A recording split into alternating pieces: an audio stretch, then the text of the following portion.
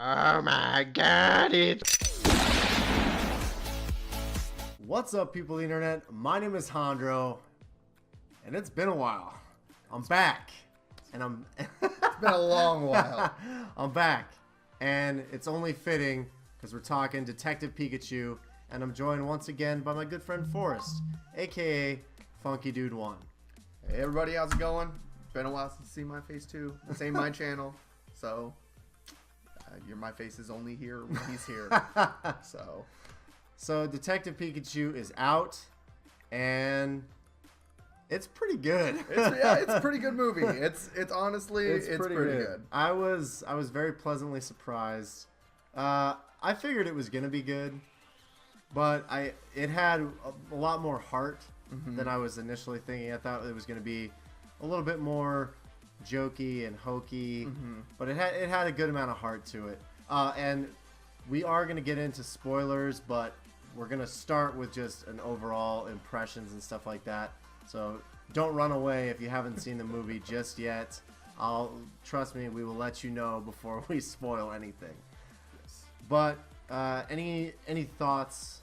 Any general thoughts? I think it, again, as we said, it's great. I mean, obviously, I think it could be better, but I think they did a really good job with the visual images on it. There are certain Pokemon that look a little weird, Let's talk about the character design. So, you guys can see Pikachu. You guys have seen the trailers. You know, this is actually. Tell them what this is if they don't know. So a couple of days before the movie came out, Ryan Reynolds put out a tweet that said that somebody had leaked the movie in full. And so he was like tweeting at Warner Brothers like, hey, what's going on? We should try to get this. Da, da, da. So people were clicking on it to try to see everything. And it starts and it shows like the first minute of the movie. It's not even the first it's actual not even minute the of actual movie. first minute. No. But then it goes into shows this. a minute of movie footage. And then it goes into this repeating loop for an hour and 40 minutes. It's literally this for an hour and 40 minutes. So yeah, and it plays to music too, which obviously we're not playing. But yeah, this is just a loop of Pikachu dancing, which is hilarious and adorable. So we'll let that continue to play as we talk about the movie. So if you don't want to look at our faces, you can just look at that. You can just look at the adorable Pikachu. Yeah. But character design. So obviously, they did a lot with, making Pokemon fit into quote unquote reality. So Pokemon that are supposed to have hair like Pikachu have hair. Pokemon that have feathers like Psyduck have feathers. And then there's, like Charizard and like had some scales. Trico, the things that look, they're more like, they make them look in like Greninja. The Greninja looked really cool. They made them look like, a real world interpretation of it, but not like some of that freaky, like wiki, what real Pokemon would look like stuff where it's like twisted, morphed. Nothing. They look crazy. A lot like traditional Pokemon from the core games and that but they're just kind of brought into reality essentially. Yeah, and they fit it almost with a little bit of darker theme too. So the main setting of the movie is in this city called Rhyme City, which is very New York-esque. So a lot of like when there's nighttime scenes, it's a mix between like Tokyo and New York City, I would say almost like So nightlife definitely. Still bustling, but it's very dark and gritty and like a sewers and things. So with the fur textures and the lighting that comes from it, that's why I think they chose to do that, because it gives it a more realistic feel there to it instead of it being too cartoonish. Yeah, instead of everything looking like smooth like they do in the anime.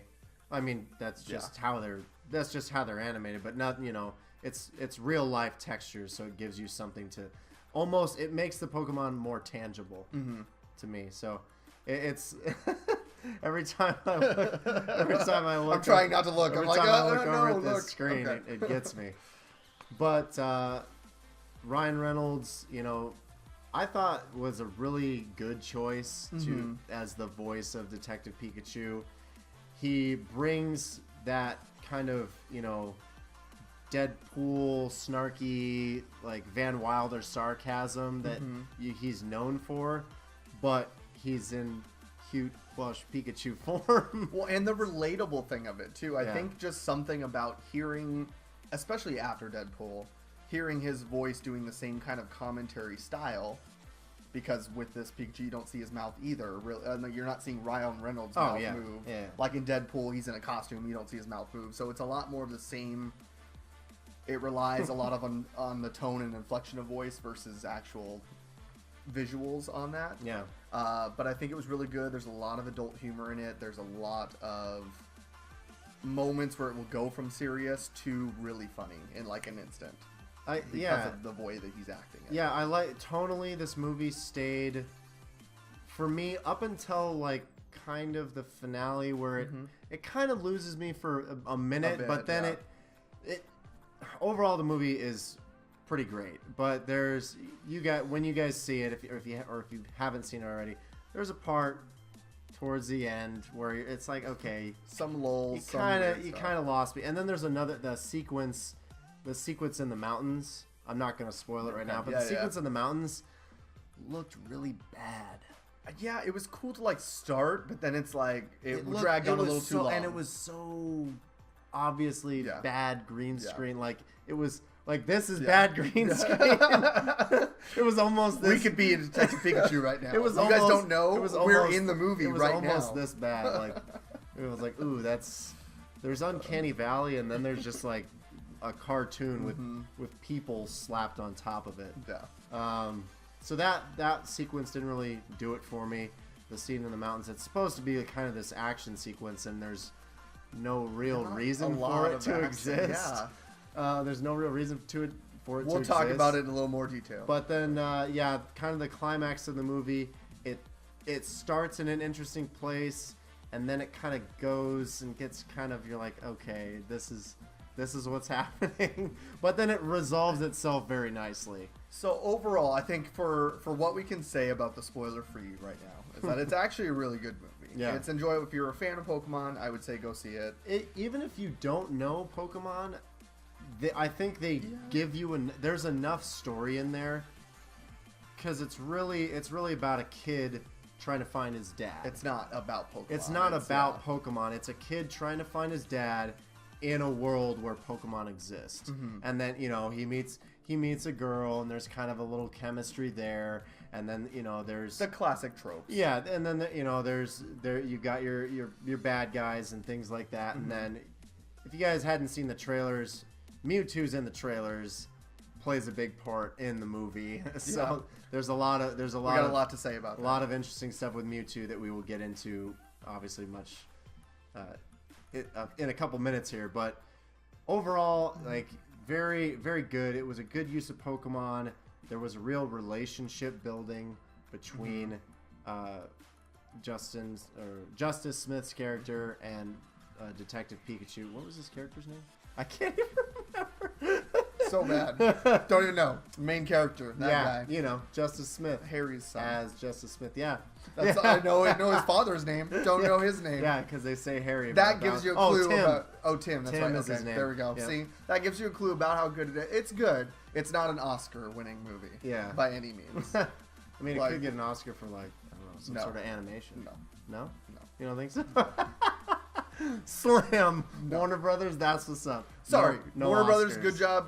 Make some good sequels. Maybe do some other Pokemon movies now with the same engine. I think that'd be good. I think there will definitely be, because I like this new style of future Pokemon films. Expand the universe. All right. So, you ready to go into spoilers? We're going into spoilers. So we're gonna go into spoilers here. If you haven't seen the movie yet, pause it. Pause the video. Come back, and then rant with us in the comments about what you liked and didn't like. But we're gonna get into spoilers. So, first thing I want to talk about is that mountain action sequence. Do we want to start there, or do we want to start? We got to start at the beginning. Okay, I think. So for me, you start. For me, I get what they were trying to do in the beginning of the movie by setting up kind of the story, and I get that they had to try to get into the first appearance of Pikachu and things quickly, but I felt like it was just so unemotional through it. Like, I feel like Tim, the main character, just didn't really, like, his crying that he had was like not really crying, and like it was just not the best actor choice. Okay, well, that was definitely because they have if you guys don't know, if you've never been on a film set, when they need actors to cry, and they're not great actors, it's just casting. It's like just cast somebody else. They rub this like pencil under on like the insides of their like at the bottom of their eyelids, sometimes at the top. It's like a pencil, and it makes you tear up. Yeah. So if you're sorry to ruin crying scenes in like most movies for people from going forward. I mean, this is when you don't have good actors. But that's a thing that they do, and it was very clear that that was happening in that scene. However, I do think there was a decent buildup of emotion. It got better as it went on. It got better. So it starts off with Mewtwo getting out, and you're like, oh, okay, that was cool. So, and very flashback to Pokemon the first movie. Yeah. The same sequence of him breaking out. Yeah, I thought that was I was like, oh, is this like a kind of a offhand remake of that? Like I was kind of thinking that's where they were going with it. Well, and we'll come back to it later because they actually reference it. And it kind of does, but it's actually it's already happened. Yeah, they reference it. Yeah. Later in the movie, they're saying he broke out from the Kanto region. Yeah.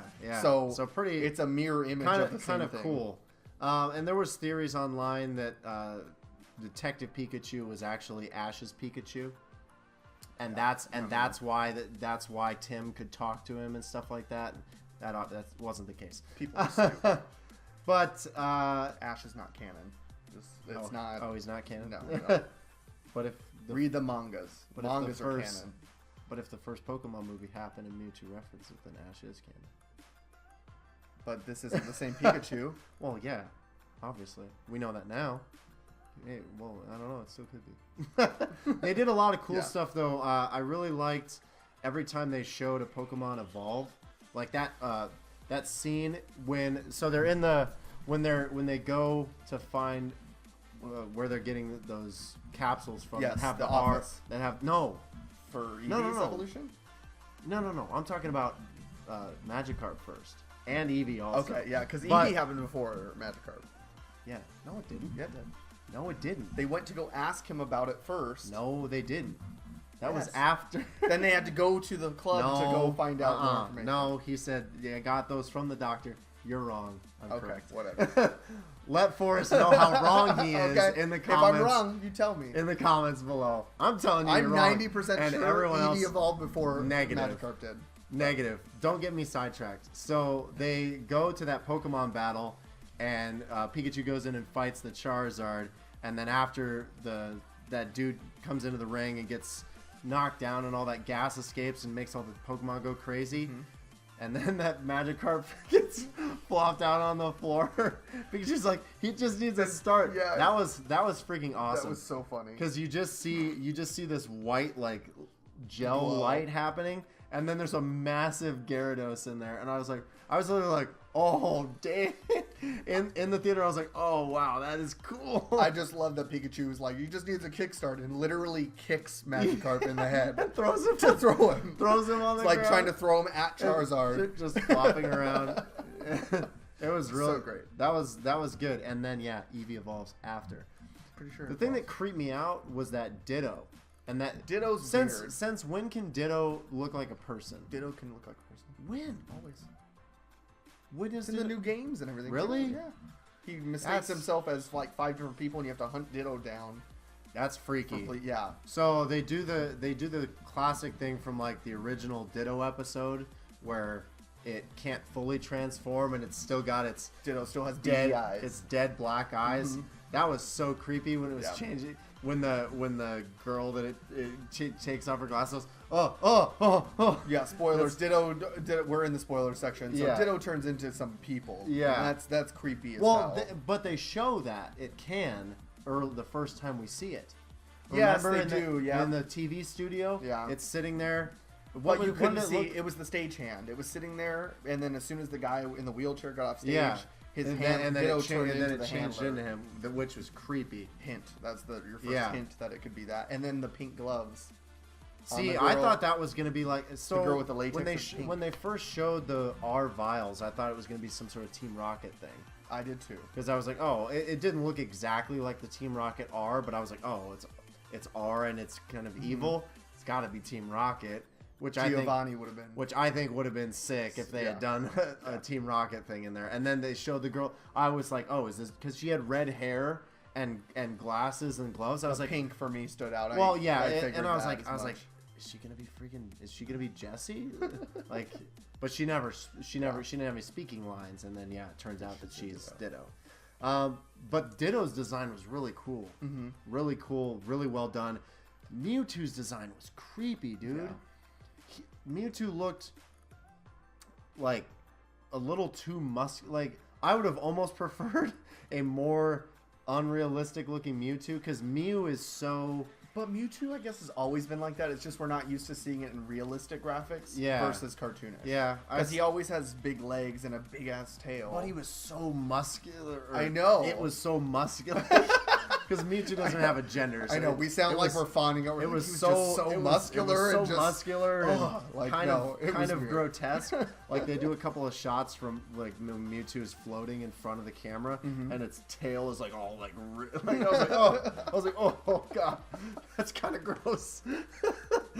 that's really that's a bit much actually. I don't know. God. They should have upped this to PG-13 because that's graphic. And I was talking to you about this. I feel like the Mewtwo thing was good. I do think and I wish that they would have gone a different route. I think, especially with like a Detective Pikachu based on the actual video game that came out too. Well, I never played that. So what's the Detective Pikachu game about? It's solving cases. Oh, okay. It's actually solving cases. So I felt like if they were going to go through that... This was a case to be solved. It was a case, but I felt like it was I feel like they could have done more with it. Like, I guess I was more on the line of, like, it'd be really cool if it turned into, like, they didn't really want to work with each other, but then they solved some cases together on some things.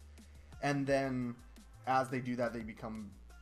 stronger build, but that actually goes into some more like cool CGI things with like, you know, when they're like, oh, this is what happened, and it flashes back to show like a Growlithe jumping on a table and doing something like crime, like a CSI episode almost, where it shows like flashbacks of things that happen. Yeah, that's not where I was picturing it. I was like, that would be cool though. I think that's something that I was like hoping for. I was hoping that they would do some cool things like that. You were hoping that they were actual crime fighters. More crime. And not just solving this kid's one mystery. Not just the one mystery. But I thought it was pretty good. They did the classic thing of misdirection where they try to make you believe that the bad guy is not the bad guy, and then it's really somebody else linked to them, and then it turns out that it is. Always. Which I saw coming a mile away. I was like, no, he's clearly the bad. I was like, he's clearly the bad guy. Reverse psychology. All the villains and reverse psychology goes hand in hand. Clearly Bill Nye's the bad guy. Yeah. I thought it was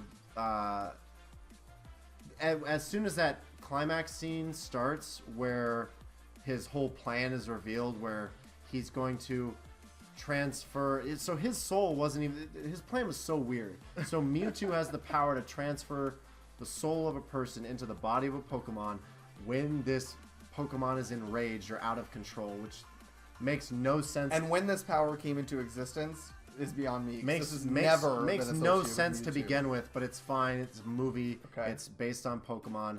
I can get over that. Forgo that. But then he doesn't even, when he's possessing Mewtwo, why doesn't he take his physical soul and put it inside of himself instead of staying with that neural link? Because he couldn't force Mewtwo to do anything prior to that. No, but because Mewtwo, when he was in control of his body, I get that. He could do that. But that's what I'm saying. That should have been the first thing he did. He should have once he was in control of Mewtwo's body, he should have taken his physical soul out of his body and put it into Mewtwo, because that's what he was doing. Because then he went around, because then Mewtwo they set off the gas, and then Mewtwo is just like, he's basically Thanos snapping people out of existence and putting them into Pokemon bodies. But then why wouldn't he do that to himself? So if the trouble comes in, but then you start creating this like mind inception, because then if he has control over that, he's in his body with his mind controlling Mewtwo. Yeah. And if Mewtwo absorbs that, then is it just like a whole fucking like weird thing? I don't know. I don't know. But I was like, okay, well, all the kid's got to do is pull off the head thing, because he didn't do anything to stop the kid from doing that. You know what I mean? Yeah. So that was like, for me, I was like, okay, at some point that head thing's just going to come off, and then he loses control. It was really Mewtwo. Really predictable. It's like as soon as the kid wakes up from his coma, being knocked back by Buffalon or whatever. That Ditto fight That Ditto fight was cool. I thought the Ditto fight where he's the girl, I was like, this is pointless. I was like, just become Pokemon and beat his ass. Yeah. But it was pretty interesting. I was like, oh man, he just killed Ditto. And then Ditto comes back into the room. I was like, wow, okay, so no one dies in Then this when movie. Ditto just turns into gelatin, you're just like, Yeah, that was weird. Yeah. Like Ditto's already weird, but then you like make it into Sorry, Jello, where Ditto. just like heated up Jello and it just melts. It's I awesome. was kind of disappointed that no, like Mew was mentioned. Obviously, that's how he was cloned. I thought Mew was going to show up at some point too. Well, but I thought that was going to be a special surprise. I know what they're doing though. They actually do in Japan. I think it's coming out soon. They've redone Pokemon the first movie with the more realistic engine, like we just saw. Really? So they're redoing the whole first movie with Mew and Mewtwo fighting and all the clones and Meowth and all that, everything. They're redoing all of that. That's pretty cool. So I don't know when that releases officially. I forgot what was going on with that. Is that going to be all in Japanese? So It'll eventually come over to us. I think it's going to be dubbed over Okay. and do that. But I think they're doing it in the same vein with the graphics, which is nice. That's they cool. Can start as an homage to the original because it's been 20 something. Yeah. How many years now? at this point? 25. Well, I think it's been 25 years. I don't know when the movie came out. The movie came out, I think, in 2001. But 95 was when Pokemon started. Yeah. So it's been almost 26 years. But I think 2001 was the first movie, so it's almost at the 20th anniversary. Was it 2001 or was it 99? I Or don't was know. it 99? Yeah, Was so it 20 99? years. Yeah. 20 years. Yeah, because 2001 was the second gen movie. Sorry, ramble. That was the Ho-Oh and all that. What? So that scene, the scene that I wanted to talk about that at the start of spoilers was the thing that really bothered me was how bad that The mountains. Yeah, the mountains. What are those? What's that? It's like something. Torterra. So the lab where Mewtwo was, that is left completely unguarded by any form of security, and there was no cleanup operation to try to hide any of that, anything that Plot went holes. down. Plot holes. Anyway, they were doing all these experiments. They made stronger Greninjas, and then they made Torterras that were massive. But it made no sense because literally the lab just goes out into the mountains, and then the entire mountain range is Torterras. I called it as soon as we. Well, But yeah, as soon as it was there, it was obvious. No, as soon but as like, right after Psyduck, which I thought was Yeah. a fun callback to the original animes, Yeah. where Misty's Psyduck is super powerful. Oh, yeah. So I thought that was cool. But then after Psyduck blasts away all the Greninja, then the everything starts shaking, and it's like, okay, well obviously this is Torterra's. well, but like then how far out of the city is this that people don't realize that but- there's just mountains all of a sudden and that then have been building? and then it didn't lead to anything. It literally was a sequence that did nothing. yeah, because then they just dropped There's off just into the water. There's and just then some peril. Nothing. All that sequence did was injure Pikachu, so that then he could talk to the Bulbasaurs, and the Bulbasaurs would take him to Mewtwo. Yeah. They could have had Greninjas. They could have had the Greninjas A Greninja chase scene. they could have had the Greninja thing go on a little bit longer, and but right before Psyduck explodes, Greninja throws his little, one of his water shurikens, shurikens, and it hits Pikachu and wounds him. Because they made it off like a joke in the movie too. I didn't think Pikachu was actually hurt. Because you see these big boulders, and then all of a sudden a little tiny boulder. You see these huge rocks rolling down the hill. These huge rocks rolling down the hill. Pikachu gets hit with one that's $50 size, and he's like, oh, and I laughed. I thought it was funny because I didn't think he was actually hurt. I was like, oh my god, that's hilarious, because they show a boulder and then it cuts to Pikachu getting hit by this little rock. Classic misdirect. Yeah, and then you're like, oh, he's actually hurt, and then they do this weird thing with that thing was kind of cute, where it was like, okay, now Tim is figuring out. He's listening to the advice. He's listened to Pikachu and how he can communicate with Pokemon without physically understanding, because they don't understand back and language. forth. Yeah. So that explains how Ash can talk to Pikachu. That was a cute part of the movie, and I liked it. I just didn't like the setup for that part. Like, why did this mountain thing because they fall into the water. That sequence went on for several minutes. Well, and then they fall into the water. They swim ashore. And then you don't even see Torterra in the background. It's not like they're walking away. Yeah, they all stood up and then where did they go? And then sit back down. I was like, what? What's the point of that? So there was no point of that. I have no idea. There was literally no point other than to get Pikachu hurt, which they could have done in any number of more interesting ways. Like if they wanted to do a giant Torterra thing, they could have done a giant Torterra thing while the Greninjas were like, the Greninjas, and one giant Torterra, not seven. They could of be them. on like one Torterra. Here's what I would have done differently. Greninjas are chasing them. They're throwing water shurikens and they're powered up, right? So normally a Torterra that massive might not even feel it, but since they're super strong Greninjas, maybe since their backs are being pummeled by these powered up water shurikens, then it stands up. So then there's a reason to add a giant Torterra to that sequence and have some trees chopping down from the water shurikens. Yeah, something cool. It just didn't feel like a cohesive thing that made sense other than they wanted to hurt Pikachu somehow and this is how they decided to do it. I just action packed. But I did as far as Mewtwo understanding being able to communicate, and I did like the callback to after Mewtwo regains control, and he's like, this man and this Pikachu have taught me that not all humans are bad, even though I hate humans. Even though Mewtwo should have learned this 20 years ago. Because of what they did to me. Well, Ash is in canon, so you say. But I did like it. It was a good way to wrap up the movie, and everything got set back to normal. But yeah, the mountain sequence, and then the fact that Mewtwo was physically making people disappear and put their body and soul into a Pokemon was weird. Yeah, it was weird. There's a lot of like weird plot holes and things in there too. But other than that, like I enjoyed the battle with like the Gengar Blastoise thing. And kind of that Fight Club-esque. I enjoy how they stayed true to a lot of the Pokemon appearing in the wild and the size of them too. Oh, because there were some I know that you didn't really know too well.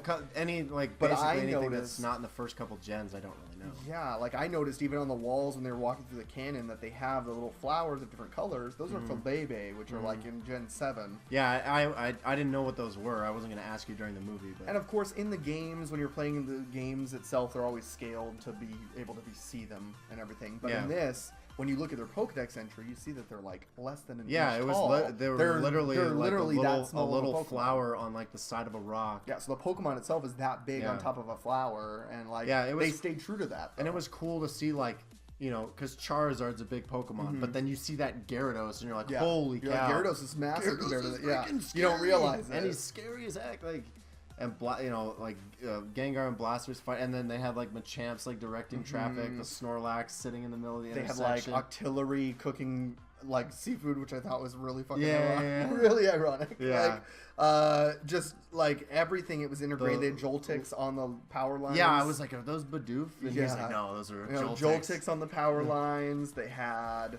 All the Braviary and Pidgeots and things all throughout. I thought the first shots of like the Pidgeotos or Pidgeot, I don't know what, you couldn't really tell which they were. It looked like they could have either been Pidgeotos or Pidgeots. Comfy in there, which is like a newer one that's like a dragon-esque flower type Pokemon. They had a whole bunch of different things all over the place. And even the signs itself, there was one that said like fresh coffee and it had a Noctail. Or on the sign, like the coffee shop that really they went cool to that times. They did all of that throughout, and puffin shops and things that are all the Pokemon. Really did you see that the Jigglypuff had like the marker microphone in the bar? Yep. Jigglypuff singing people to sleep. Some good throwback stuff. But yeah, overall, really enjoyed the movie. I mean, was there anything? Oh, we did get, when you go see it, you do get a pack that has 2 Pokemon cards in it. I've actually saved mine to open just for this video. So it's a Pokemon trading card game, Detective Pikachu, and you actually get a couple of different trading cards. So I'm actually going to open this right now to see what I got inside. See if my theory's correct. Okay, well... Maybe. Okay, well, I can... okay, well, I'm a man. I opened mine up already. I'm a man, I can do So I'll this. let everybody know, in my pack, I ended up getting a Detective Pikachu card. So it does have Detective Pikachu with Coffee Break as a move and Corkscrew Punch, which is ironic with the coffee break because obviously he loves coffee. That was really funny throughout the movie, is that he's just sipping cups of coffee like they're drugs. Yeah, that was pretty funny, actually. And then I got a Bulbasaur card in mine. So Shocker. My pack is now open. I am revealing a Detective Pikachu card. Okay. With Coffee Break and Corkscrew Punch. And I got, oh, nice. Speaking of the Jigglypuff card, I got a Healing Melody Jigglypuff. There you go. So that's pretty cool. All these cards they all are like, I don't know. Yeah, they are. Yeah. They're all holographic. They're all holographic. They're holographic. promo cards here. They're not anything as far as a huge card set. But I know that they've been revealing official Pokemon. Oh, the official Pokemon merchandise, PokemonCenter.com. Mm-hmm. Not a sponsor. Yeah. So I know they've been revealing these cards and releasing them at different merchants too. So I think if you go to Target or if you went last night, you can get like a Snubble card that was a special exclusive. You can get certain. Are these all the cards? There's some of them, I think. So there's a list of some. Oh, this is cool. Pikachu, Snubble card. There's two different Detective Pikachu cards. So there's one. Collect them all. You have to go to learn how to get them because they're at different stores. So I'll put this link in the description below if you guys are interested in getting these cards, because there's actually some pretty cool stuff on here. And then there's ads for all the different apps and Pokemon games and apps and stuff like that. So yeah, there's two different Detective Pikachu cards. The one that has Coffee Break and Corkscrew Punch that we both got, and then there's one that says Brilliant Deduction. And then there's some cool Charizard GX, Mewtwo GX, Greninja GX cards, and then the Bulbasaur. Different Bulbasaur. Oh yeah, that is a different Bulbasaur. It's got different attacks. So there's a couple different. So there's different versions of these. But yeah, it's pretty cool. And then tying in with all this too, Pokemon Go has all the spawns going on right now with some Apom everywhere, Detective Pikachu photo bombs, all sorts of stuff. Yeah, so if you guys haven't been playing Pokemon Go, now's the time. Get caught up with your Detective Pikachu. They've also got that free like Detective Pikachu outfits and gear and stuff. I actually my current buddy has been Mewtwo for a while. So I changed Mewtwo's name to Detect This. Okay. I think Jean actually in our group has hers as Detective Pikachu. Yeah. Put Ryan Reynolds. She's got Ryan Reynolds. The Pikachu on her shoulder. Oh, I do want to. Before we go. Oh yes. Before we go. Okay. The best part about this movie. This movie made, like, when we both came to this realization when we got back and started talking about it.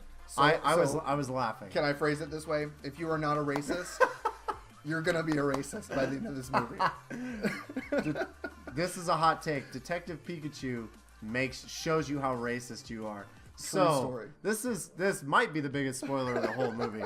So Justice Smith's dad, Tim's dad, the character played by Justice Smith, is actually Ryan Reynolds. Yeah. So the whole time they've got this, because they introduced the grandma early. And she's black. And the mom is black. And everybody in this. You're like, oh, he's just a light-skinned black kid. Yeah, everybody this kid's related to is African American, and then they use Ryan Reynolds to play his actual father, and they do a very good job of not showing his dad's face the entire movie through like the flashbacks and stuff that they do. And we're like, I'm sitting there in the theater like. Oh, so I'm racist. It was funny because I was thinking the same thing, but we were both silent. And then when we got back here, we had just said it. All of a sudden, I'm like, I thought I was the only one. I was like, I was so racist. I was like, oh, so I'm racist because since he's African American, I figured his dad was African American. So I'm a racist. Hopefully everybody else agrees and we're not just the weird ones that had that internal thought. Tell us how racist you are in the comments below. Oh my god. Tell us what shade of African American you thought his dad was gonna be, and then he turns out to be Ryan Reynolds. So. Yeah. Oh my gosh, that was funny though. But then it made me immediately think, dude, how did you not recognize your own father's voice? I get it, you don't have a great relationship with your dad, but you know your dad's voice when you hear it. Why do you sound exactly like my dad, Pikachu? This is super weird. You didn't think that even once? That didn't pop through your head? But I digress. And all the clues, my apartment. Yeah. Pikachu being, oh, it's my apartment. But it was a cute tie-in. It was funny. It worked. It works really well for the movie as a whole. And yeah, I mean, if you're a fan of Pokemon, even if you're not a fan of Pokemon, I think I know you'll enjoy this movie. You might not understand some of the stuff if you don't know Pokemon, but there's enough in there that even someone that knows nothing about Pokemon, you can still follow what's going on it's in the not movie. About the actual yeah, Pokemon it's not. itself, You don't have to have an in-depth knowledge of Pokemon to. And if you have kids, they're gonna love it. Yeah, it's funny. It's great. It's a good movie for everything. So yeah, very very cool. Well done. Good job, Warner Brothers. Yeah, and the Pokemon Company. Yeah. I wish there would have been more Pokemon in it, like just more diverse types of Pokemon. But you think, like, I was actually thinking about it after the fact, and I was like, well, they have to design all of them in this new engine, and it's just super expensive. So there's probably, what would you say, like, I would say there's probably, my guess is that you probably see 100 different types of Pokemon throughout the movie.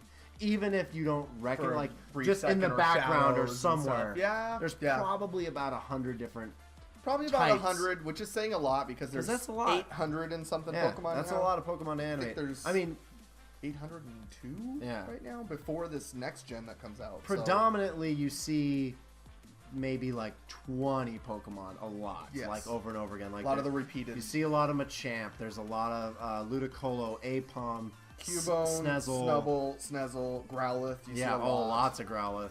Pikachu, only Pikachu in the movie. Only one Pikachu. As far as I could see. Nobody else in the entire city of Rhyme City has a Pikachu. I didn't see another Pikachu in the whole movie. Not a single one. But I also wasn't looking super hard. I did like the feather. I think I liked the Psyduck and Ludicolo renditions the best because Ludicolo's it looks so freaky because it looks so weird in the north. It's just such a weird design, and they made it look so freaky. Oh my God. And the whole thing about this whole city is that nobody actually owns, like, they don't catch them. Pokemon, which I thought was a nice they're just like pets. It's kind of a cool take. Like, they're friends with Pokemon. Yeah, they're friends. Every Pokemon is Ash's Pikachu in this city. Everybody's they just choose to be with whatever human they want to be with. Yeah. It's not like that they're forced to or get captured. I don't know. Pokemon have rights. But there's some tough Cubones out there. So yeah. So watch it back. Yeah, watch it back. But yeah, overall, very enjoyable movie. I highly recommend it. Forrest, thank you, my friend. Of course. It's been too long. I know. We're gonna have to start playing more Pokemon Go again together and making more videos.